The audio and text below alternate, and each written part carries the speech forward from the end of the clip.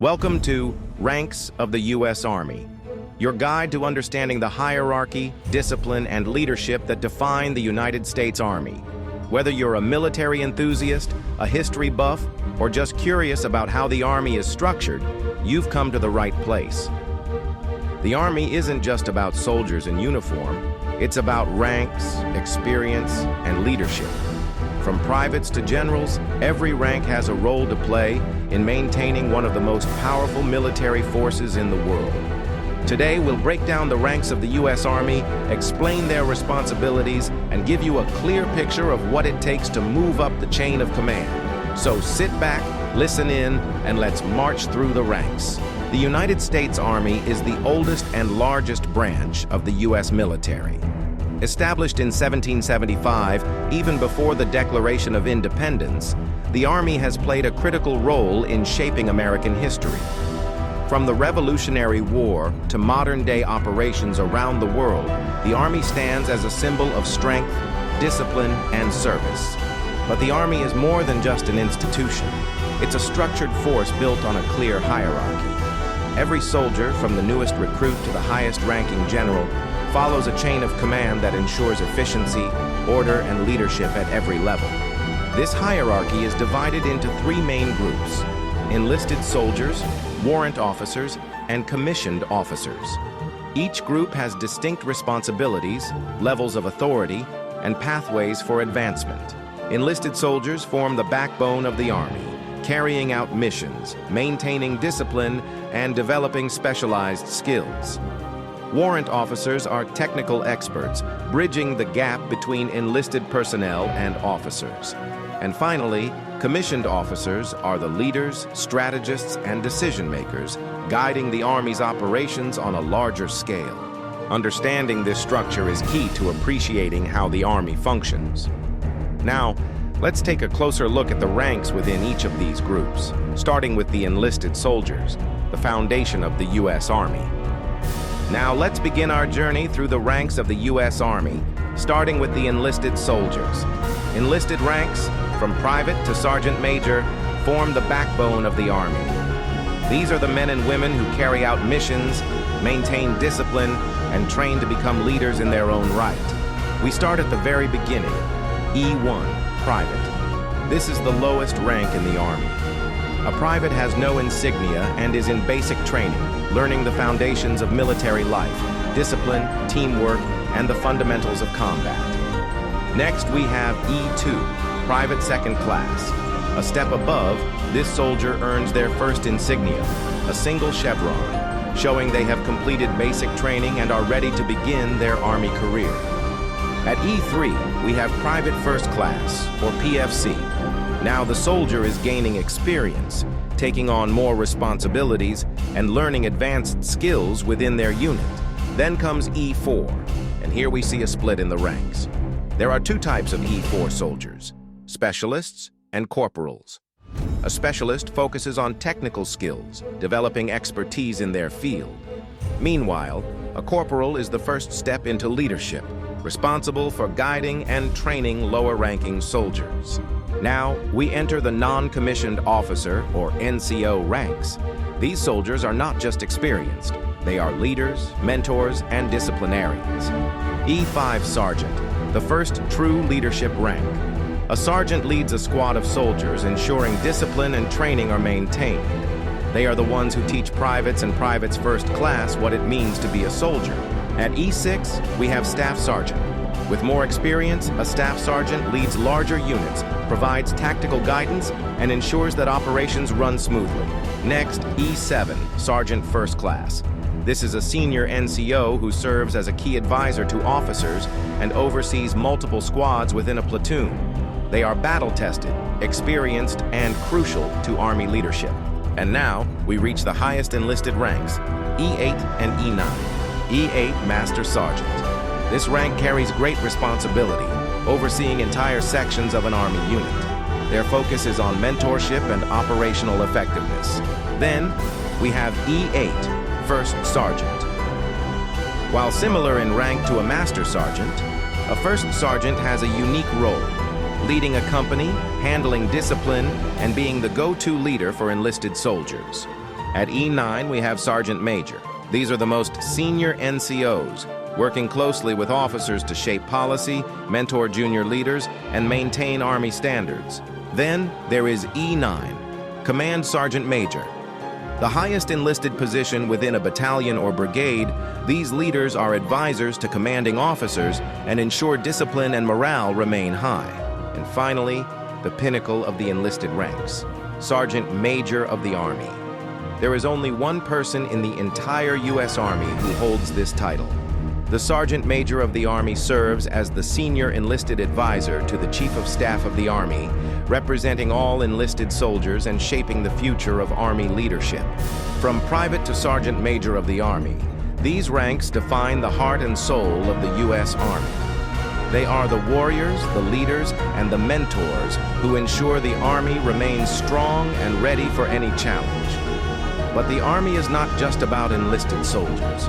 Next, we'll explore the technical experts who bridge the gap between enlisted personnel and officers, the warrant officers. Now that we've covered the enlisted ranks, let's move on to a unique and highly skilled group within the U.S. Army, the warrant officers. These soldiers are technical experts, bridging the gap between enlisted personnel and commissioned officers. They specialize in fields such as aviation, intelligence, engineering, and cyber operations, providing the Army with deep knowledge and experience in their areas of expertise. Unlike enlisted soldiers, who primarily execute missions, or commissioned officers who focus on command and strategy, warrant officers are the Army's specialists. They are recruited from the enlisted ranks and undergo rigorous training to develop their leadership and technical skills. The Warrant Officer ranks are divided into 5 levels, from Warrant Officer 1, WO1, to Chief Warrant Officer 5, CW5. Let's break them down one by one. At the entry level, we have Warrant Officer 1, or WO1. These soldiers are selected from the enlisted ranks based on their expertise and leadership potential. Once appointed, they receive specialized training to refine their technical and tactical skills. WO1s serve as junior-level experts and are still developing their leadership abilities. Next is Chief Warrant Officer 2, or CW2. At this level, warrant officers have more experience and take on greater leadership responsibilities. They serve as trusted advisors to their units and provide advanced technical guidance in their specialized fields. Moving up, we reach Chief Warrant Officer 3, or CW3. These officers are senior technical experts and experienced leaders.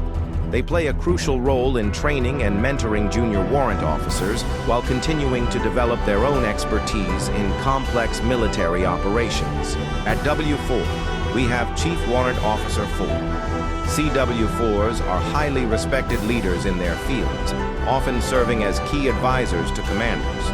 Their vast experience and technical knowledge make them indispensable assets in military planning and operations. And finally, we have the highest warrant officer rank, Chief Warrant Officer 5, or CW5. These individuals are the absolute experts in their fields, with decades of experience. CW5s hold strategic advisory positions and play a vital role in shaping Army policies, doctrine, and technical innovation. Warrant officers are the technical backbone of the Army, providing specialized knowledge that bridges the gap between enlisted soldiers and commissioned officers. They are the experts, the mentors, and the innovators, ensuring that the Army remains technologically and tactically superior. Now that we understand the role of warrant officers, let's move on to the highest-ranking group in the Army, the commissioned officers. These are the leaders responsible for commanding troops, making strategic decisions, and guiding the Army at every level. We've covered the enlisted ranks, the backbone of the Army, and the warrant officers, the technical experts. Now we move on to the leaders, the commissioned officers. These men and women are responsible for making strategic decisions, commanding troops, and ensuring that missions are carried out successfully. They are the commanders, the planners, and the visionaries of the United States Army. Unlike enlisted soldiers who start from the ground up, commissioned officers enter the Army through officer training programs such as West Point, ROTC, or Officer Candidate School. Their primary duty is leadership, and they hold authority over enlisted personnel and warrant officers. The officer ranks range from second lieutenant to general. Let's take a closer look at each rank and their responsibilities. We begin with 01, second lieutenant. This is the entry-level rank for commissioned officers. Second lieutenants typically serve as platoon leaders, commanding a group of around 30 to 40 soldiers. They are learning the ropes of leadership and gaining hands-on experience in tactical operations. Next is 02, first lieutenant. After a few years of experience, a second lieutenant is promoted to first lieutenant. These officers take on greater responsibilities, often leading larger units or serving as executive officers within a company. They are expected to develop stronger leadership and decision-making skills. At 03, we have captain. Captains command companies, which typically consist of 100 to 200 soldiers. They are responsible for overseeing training, operations, and mission planning. This is a crucial leadership role, where officers transition from small unit tactics to broader operational thinking. Moving into the field grade officer ranks, we have 04, Major. Majors serve as executive officers or operations officers at battalion level, helping coordinate missions, logistics, and training at a larger scale. They are often advisors to commanders and play a vital role in military strategy.